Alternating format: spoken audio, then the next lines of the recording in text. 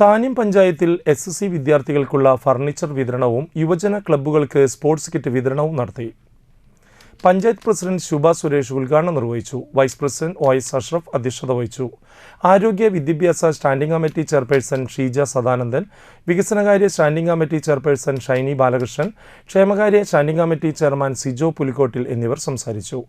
Sc വിദ്യാർത്ഥികൾക്കുള്ള furniture വിതരണത്തിന് 1,75,000 രൂപയും യുവജന ക്ലബ്ബുകൾക്ക് സ്പോർട്സ് കിറ്റ് വിതരണത്തിന് 24,000 രൂപയുമാണ് പദ്ധതി വിഹിതം. മലയാളം സാംസ്കാരിക വേദി, Malayalam football club, Kanishka club, നന്മ സാംസ്കാരിക വേദി, ബാബാസ് ആർട്സ് ആൻഡ് സ്പോർട്സ് ക്ലബ്ബ് തുടങ്ങി 5 രജിസ്റ്റേർഡ് ക്ലബ്ബുകൾക്ക് ഫുട്ബോളാണ് വിതരണം ചെയ്തത്. 31 വിദ്യാർത്ഥികൾക്കാണ് ഫർണിച്ചർ നൽകിയത്. മെമ്പർമാരായ രഹന പ്രജു, സനിത സജൻ, മീന സുനിൽ, സതി ജയചന്ദ്രൻ, ബിന്ദു ടീച്ചർ, ഷൈജി ടീച്ചർ, പ്രതീഷ് എന്നിവർ നേതൃത്വം നൽകി.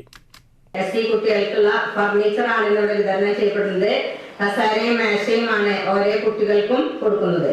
അതുപോലെ തന്നെ രജിസ്റ്റർ ചെയ്ത ക്ലബ്ബുകൾക്ക് സ്പോർട്സ് കിറ്റ് ഇവിടെ 5 ക്ലബ്ബുകൾക്കാണ് നമ്മളിവിടെ സ്പോർട്സ് കിറ്റ് വിതരണം ചെയ്യപ്പെടുന്നത്. ഫുട്ബോളാണ് 5 ഫുട്ബോള് ഒരു ക്ലബിന്.